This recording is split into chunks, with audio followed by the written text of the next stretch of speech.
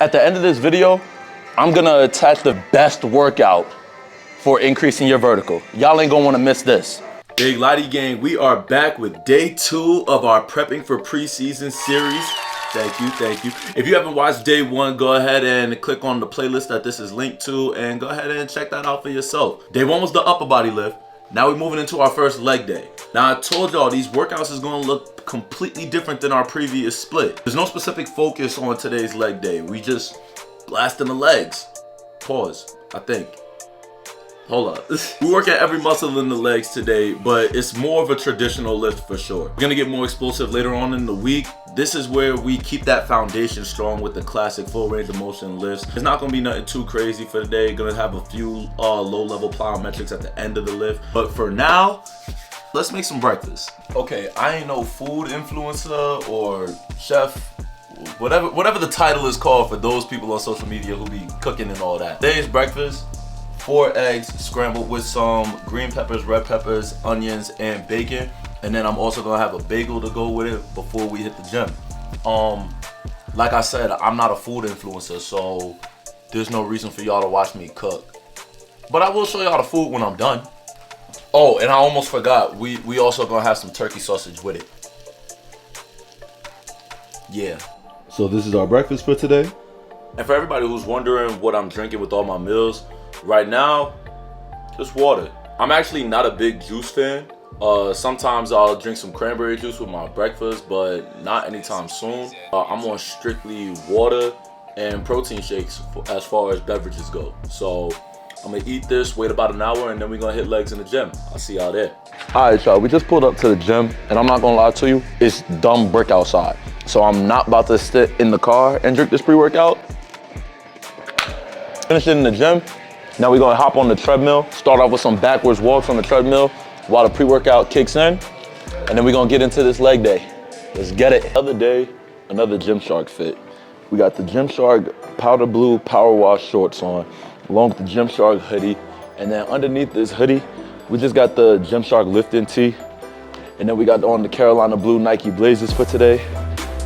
It's gonna be a good leg day. I got a good feeling about this. If you suffering from knee pain, right here, y'all have seen more and more athletes doing backwards sled pulls and backwards walks on the treadmill.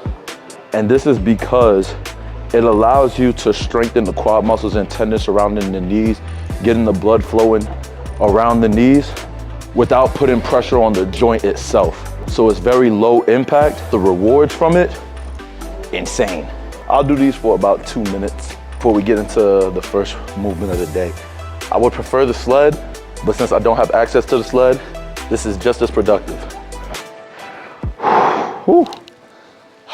So after the treadmill, we're actually starting today with a superset of hamstring curls and leg extensions. Obviously, these exercises pair perfectly. They go together like peanut butter and jelly. And I've talked about hitting hamstrings before any squatting movement on the workout page. I'm just gonna run that clip back for y'all so y'all know why. 3 sets of 12 at a moderate weight. Now, even though this is a quad-focused leg day, we're starting off by warming up with some seated hamstring curls. For all my athletes with knee pain, this is gonna make you feel way better before we get into our squatting motions. Not only is this helping us get the blood flow into our lower half, but the hamstring also crosses your hips and your knees, acting as a stabilization muscle during the squatting movement. So now we're moving into the hip abduction and adduction superset for 2 sets of 12. I shouldn't have to remind y'all how important y'all hips are in the game. But since some of y'all are new, I'm gonna just run the clip back for y'all. The reason why a lot of you are experiencing limited athleticism, knee pain, and lack of mobility is because you're neglecting training your hips. A lot of you think that the hip abduction and adduction machines are only for girls who are trying to train their glutes, and that's where it's time to grow up. While this machine does work your glutes, it also helps relieve pain in your hips, knees, and lower back while working your inner and outer thighs. If you want to add depth to your squat, relieve pain in your lower extremities, and be more mobile and explosive, add this to your leg day routine. We getting ready to get into some back squats. For all you freaky-minded motherfuckers who always act like y'all can't hear me or something. I already know I like to warm up with some barbell stepovers, make sure my hips is loose and ready to go. Gotta hit some depth on that squat for today. Oh yeah, we feeling good. Now, I talked about these on the page before, but this is where we're warming up and increasing mobility in our hips to get deeper into those squatting motions. This can help with hip and lower back pain too. Done. I'm actually gonna start with 135, but we're gonna turn it into a chain squat. So it's really 225 at the top of the rep, but y'all know how these chain squats work. I actually made a video on them. If y'all don't, I'm gonna just run the clip for y'all. But we only gonna keep the chains on for the first set, but then we're gonna get rid of the chains. And we're gonna go with 225 straight up. First 2 sets, we're actually squatting into a calf raise. These are chain squats. As you can see, as I get low into my squat, the chains hit the floor and take a little bit of the load off the bar. Don't worry, the bar is not on my neck, it's on my traps. The hoodie is just a little bit baggy. This allows you to get deeper into the squat, and the load increases as we press to the top of our squat where it's at its heaviest. This not only maximizes force output into the ground, but also improves bar speed for my serious lifters, core stability and squat technique, and the load at the top of the squat will give you similar benefits to what you get from quarter squats without having to sacrifice the muscles developed during full range of motion. I think we hit the pin on that one. I sold. I fucked up. I dead forgot my knee sleeves at the crib, and I'm not about to drive all the way back to the crib just to go get them. I don't live that far, but that's just too much. I originally had it planned to go 225, 275, and then 315. So we're gonna have to wait and see. I usually throw on my knee sleeves for 315 just to protect the joints. We ain't no bitch, we still gonna go for it. Let's go. Really gotta go on, because now we on demon time since we ain't got no knee sleeves.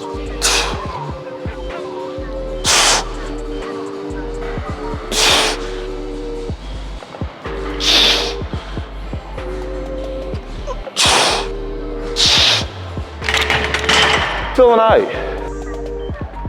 Oh yeah, this feeling light. We got this.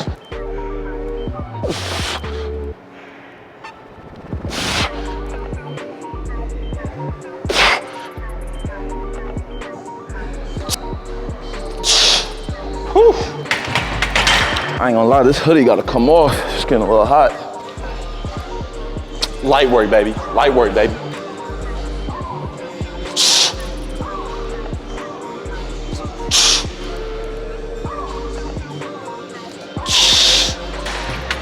I always sweat more on leg day than any of my upper body days.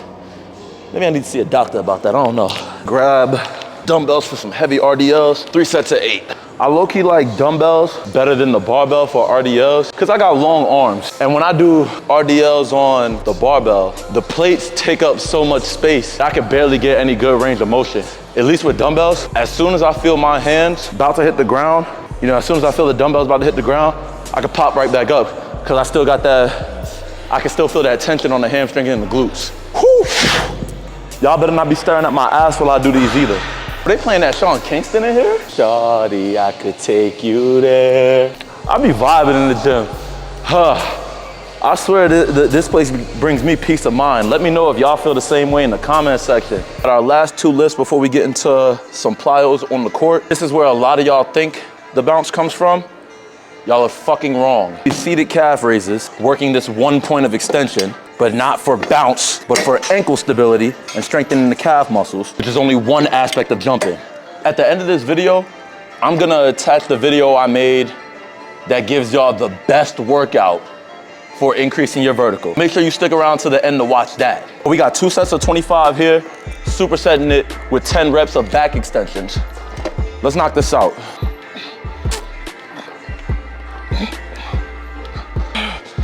Ah. 12-pound kettlebell, yeah, that should be straight. Nothing too crazy, we're not gonna go too heavy. On these back extensions, obviously we're working the lower back because of the way that this machine is set up, stabilizing everything with the hamstrings, working the glutes also. And if I got any female followers or subscribers watching this, y'all trying to get thick, this is where you build that shelf. I ain't gonna lie to you. And for all the dudes that's about to be in the comment section, oh, pause, bro, pause. I wasn't talking to y'all, all right? Unfortunately for today, we have 100 reps of core to finish the workout before we get into plyos on the court. Since we did legs, might as well work the top of the quad muscle. I'm gonna start off with 2 sets of 15 straight leg raises.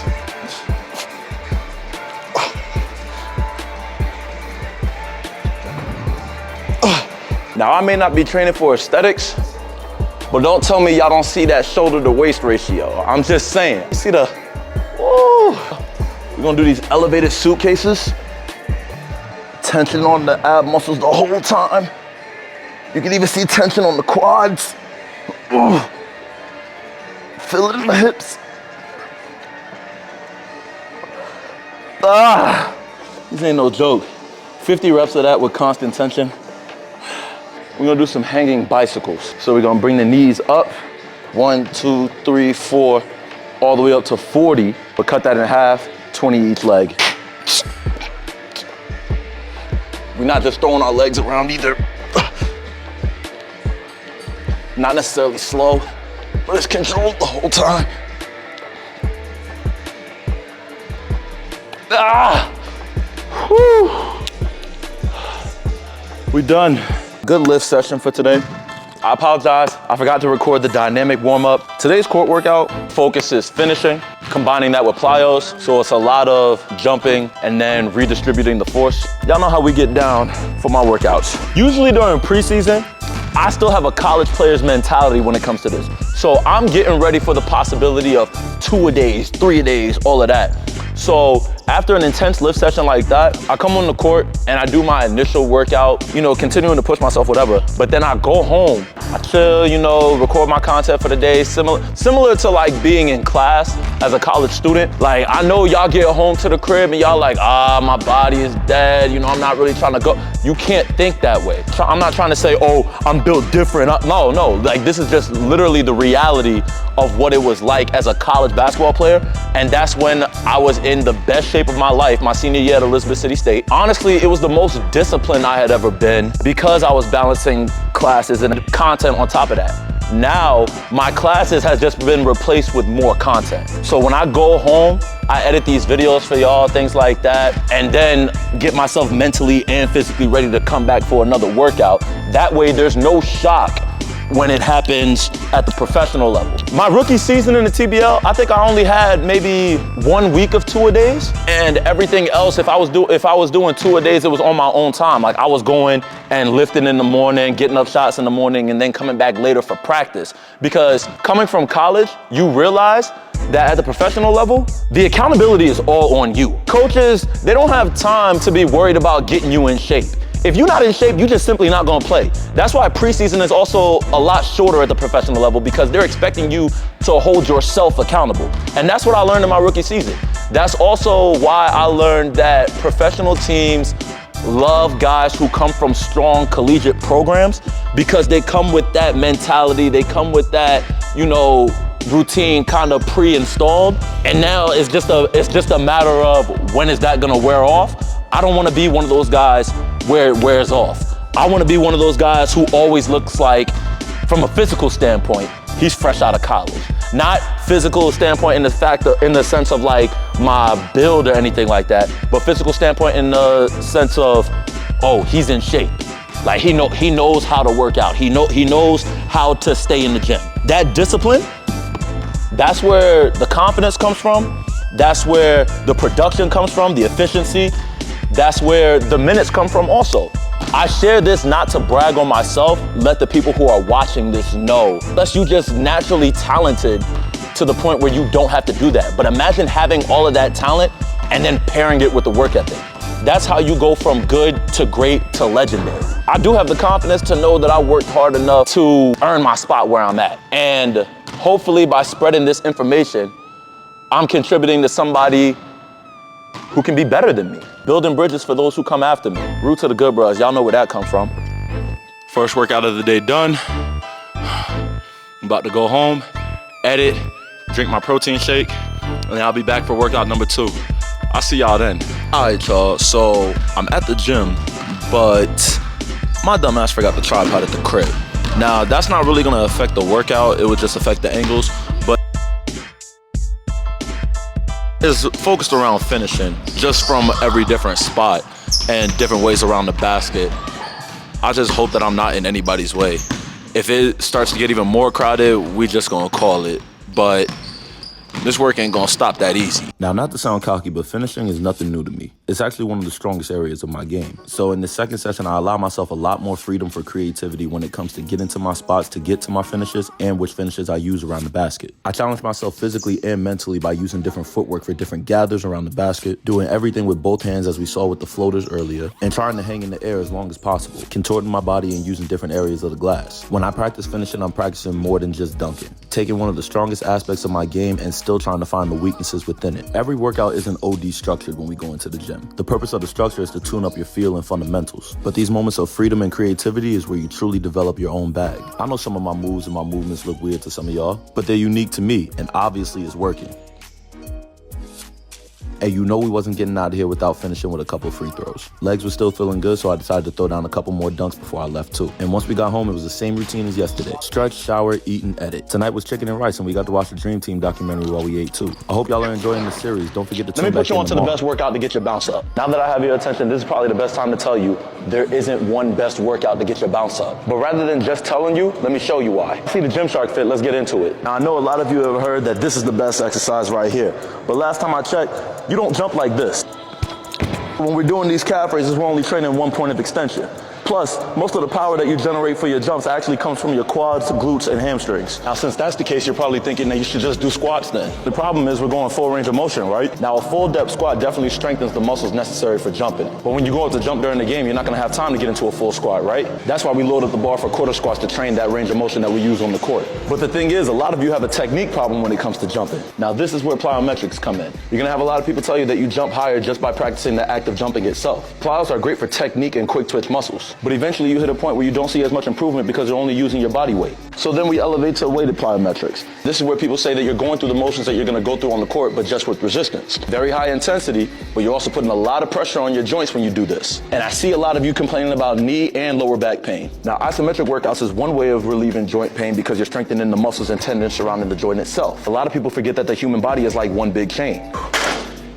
And when you have a weak spot somewhere in your body, a lot of the other muscles try to overcompensate, leading to even more pain. And we haven't even talked about core yet. And when I say core, I'm not talking about just your abs. Core is a combination of your ab muscles, hips, glutes, and lower back. It's the foundation of what makes you explosive because it keeps your entire body stable. So you know we can't neglect that. On top of all the workouts that we just went through, we also have speed training. The muscles that you use to jump are the same ones that you use to run. But last time I checked, you don't use just your legs to jump. Despite what you may think, jumping is a full body motion. Speed training helps with your approach getting into your jump. But in order to force all that momentum that you have going laterally up into the air, that's where your upper body comes in. And that's got to be just as strong as your lower body. And we haven't even talked about flexibility and mobility yet. If you can't get to the proper range of motion that you use to be explosive, then all the work beforehand was pointless. Not to mention if your muscles aren't healthy enough, you're going to be in pain 24/7. And that's also going to put a limit on your athleticism. And what about when we see people doing workouts like these? This is where we're targeting individual muscles that are key to being explosive on the court. Singling out the muscle groups is what keeps everything strong. That way we're eliminating the possibility of other muscles overcompensating for a weak muscle. So if you want baby bounce mixed in with a little bit of pain,